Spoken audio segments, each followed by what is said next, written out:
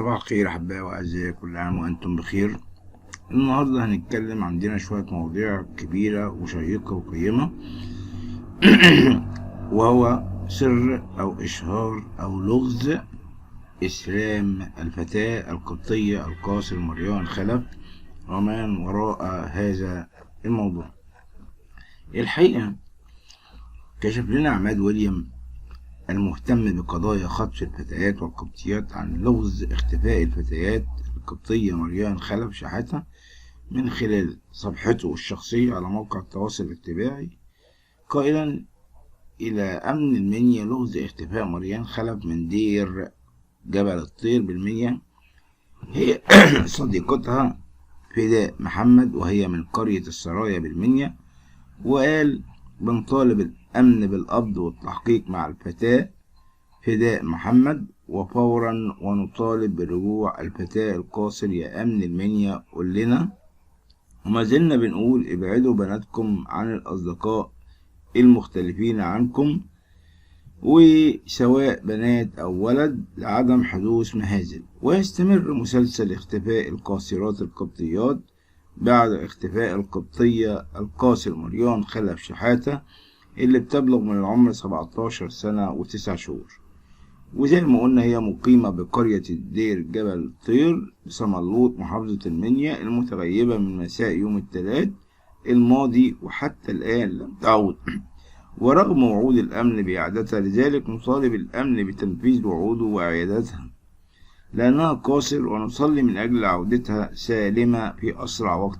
ويذكر أن رواد مواقع التواصل الاجتماعي فيسبوك تداولوا صورتها وعلقوا عليها قائلين: عاجل حالة اختفاء جديدة مريان خلف شحاتة من جبل الطير وهي 17 سنة. وفي جانب آخر تداول أحد الأقارب أيضا فتاة القبطية فيرونيكا شحاتة بشاي خليل البالغة 15 سنة صورتها قبل عودتها، وقال إن فيرونيكا نزلت الدرس من الظهر لحد الآن ولم تعود، وطلبوا الصلاة من أجل عودتها. وعادت فيرونيكا شحاتة لأسرتها بعد تكثيف جهود الأمن، لكن إن شاء الله يكون في خير وبنتنا ترجع تاني. واللي هو أعلن الأخت فداء محمد دي بتقول إن مريان أشهرت إسلامها.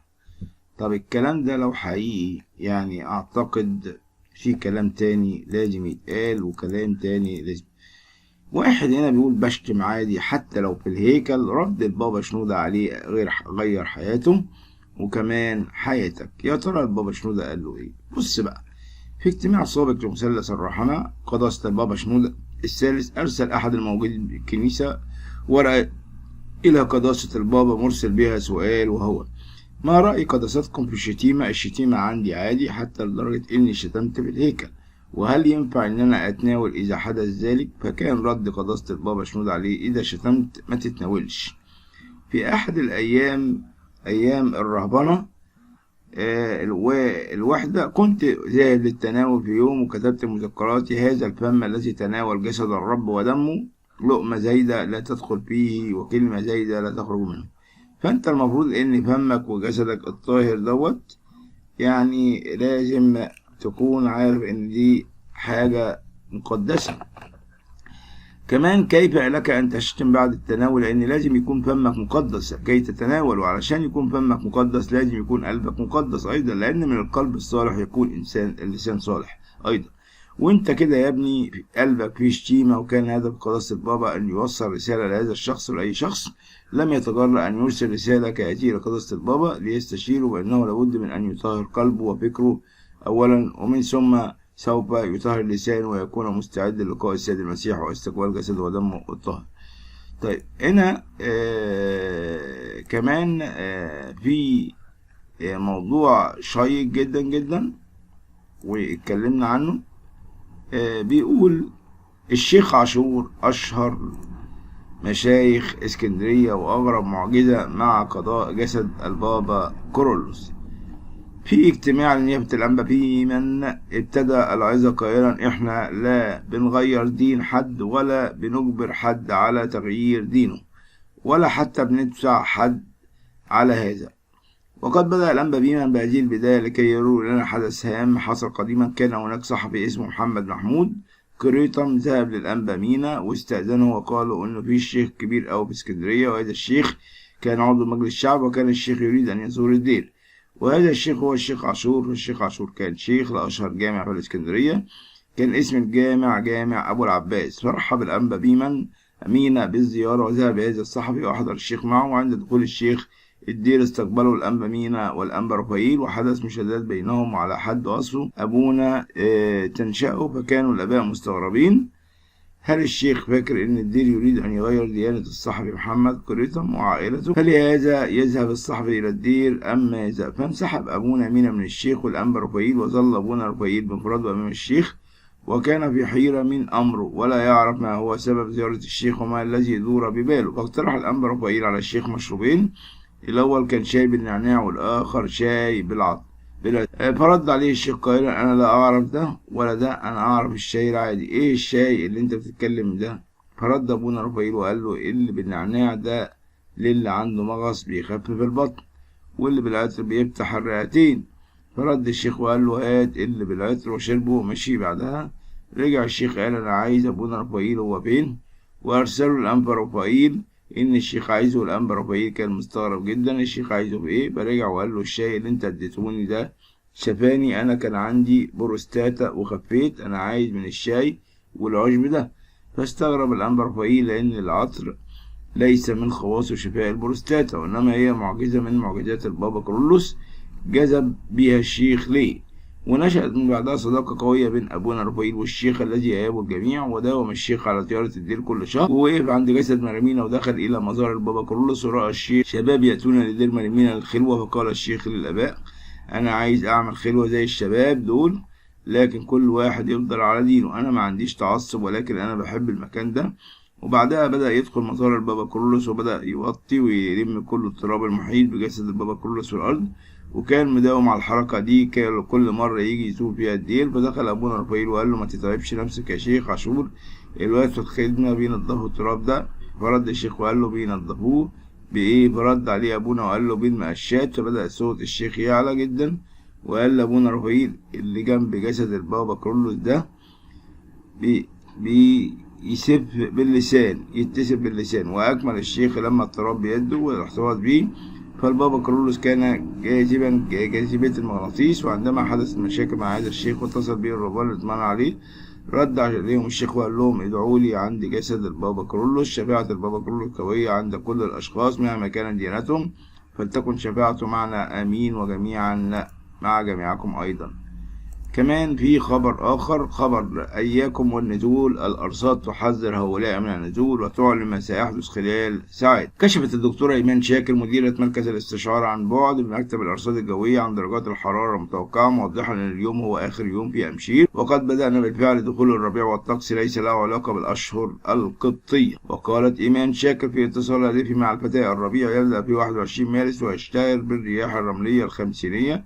شاهدنا هذا الشهر رمال الرياح خاصة في المناطق المفتوحة والجبال وبعض أجزاء القاهرة. الأرصاد الجوية تحذر من الطقس، وينصح مدير مركز الاستشعار عن بعد بمكتب الأرصاد الجوية المرضي خاصة أولئك الذين يعانون من التهابات الجهاز التنفسي والصدر والحساسية إلى جانب سوء الأحوال الجوية والغبار والرمال. وأضافت أنه ستكون هناك موجة من الرمال والغبار غدا، وستنخفض درجات الحرارة، من مرجح حصول أمطار خفيفة في معظم المناطق، وانخفاض جوي جديد يضرب البلاد.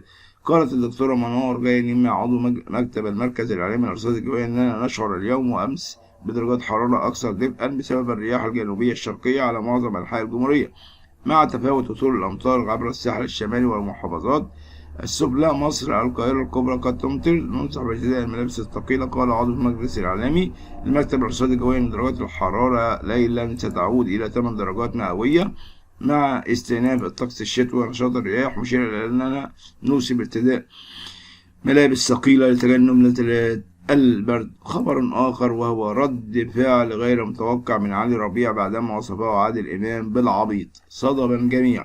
قام رواد مواقع التواصل الاجتماعي بإعادة تداول تصريحات سابقة للزعيم عادل إمام فيها رأيه في الفنان الكوميدي علي ربيع، وذلك بعد مشاركته في فيلم كابتن مصر الذي قام بطولته نجله محمد إمام، حيث قال الفنان عادل إمام في مداخلة هاتفية على قناة الحياة في برنامج بوضوح عن علي ربيع إنه واد عبيط أوي، وقد أثار هذا التصريح استياء الجمهور. تعليق علي ربيع بعد وصف الزعيم له بالعبيط. وكان قد علق علي ربيع عبر حساب التواصل الاجتماعي.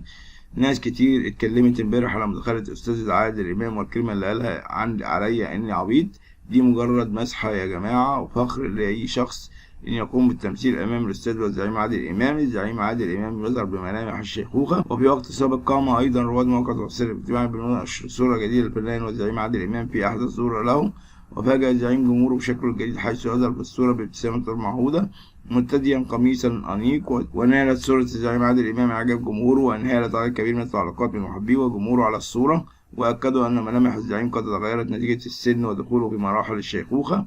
والجدير بالذكر أن آخر أعمال عادل إمام هو مسلسل فالنتين، والذي تم عرضه في رمضان 2020. ومن المقرر يتم عرض مسلسل جديد للزعيم عادل إمام، ولكن الحقيقة ليس هنا. شكرا لكم أحبائي وأعزائي، ولكم مني كل الحب والتقدير والسلام. ربي يكون معكم آمين. وسوف نريكم كل أخبار جديدة، ولكم مني كل الحب والتقدير. ولا تنسى الاشتراك في قناة الملكة والأمير.